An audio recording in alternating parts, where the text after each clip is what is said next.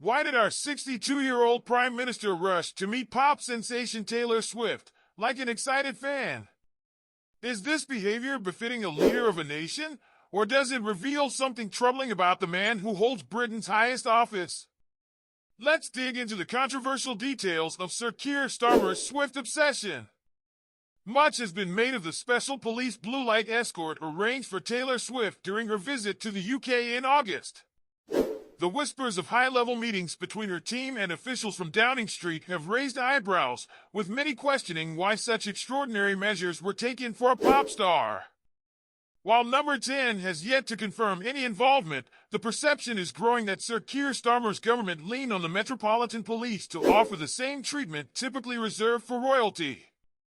Now, reports have surfaced that Sir Keir and his family were granted a private audience with Taylor Swift after her concert at Wembley on August 20th. The Prime Minister and his family attended the show with tickets and hospitality valued at £2,800, gifted by Swift's record label. This incident has raised serious concerns about the ethical implications of political figures accepting freebies, especially when such gestures come with unspoken obligations. But beyond the ethical quandaries, there's another troubling question. Why did the Prime Minister, at 62 years old, behave like a starstruck fan eager for approval? Sir Keir's attendance at not one, but two Taylor Swift concerts, both times with free tickets, suggests a fascination bordering on obsession.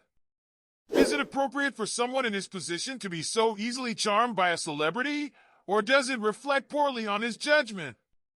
Starmer's enthusiasm for Swift, a figure whose cultural significance cannot be compared to the likes of classical music legends like Maria Callas, also raises questions about the Prime Minister's personal interests. In a pre-election interview, Sir Keir admitted that he doesn't have a favorite novel or poem. Even more shockingly, he revealed that he doesn't dream, suggesting a man with a limited imaginative scope. Could this reveal an underlying lack of depth in his leadership, with his cultural pursuits focused solely on pop culture and football? It's no secret that Starmer is an avid football fan, particularly of Arsenal, attending 29 matches since 2019 at a personal cost of over £35,000. While there's nothing inherently wrong with a love for sports, it raises questions about balance and diversity in his interests. Where are the books, the art, or the intellectual pursuits? His recent appearance on Desert Island Discs, where he chose a football as his luxury item, further reinforced the image of a man whose cultural reach seems narrow. Meanwhile, his decision to attend a National Theatre play about Labour icon Nye Bevan appears as little more than a political obligation rather than a genuine personal interest. Compare him to historical figures like Harold Macmillan, who spent his time reading Jane Austen in Downing Street, or William Gladstone, who devoured 20,000 books over his lifetime, and Starmer's intellectual landscape appears arid. His fascination with Taylor Swift may seem harmless, but it suggests a deeper concern, one of superficiality and a lack of gravitas. Starmer and his equally starstruck colleagues like Yvette Cooper and Wes Streeting seem more enamored with pop culture than with intellectual rigor or cultural depth.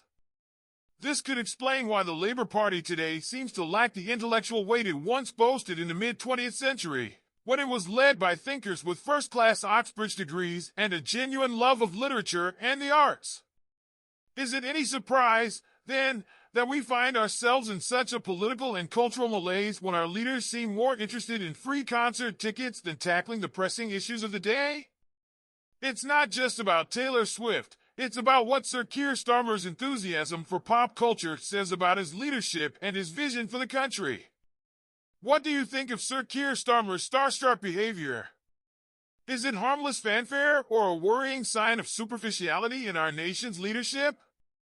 Let us know in the comments below, and don't forget to like, subscribe, and hit the notification bell for more thought-provoking content.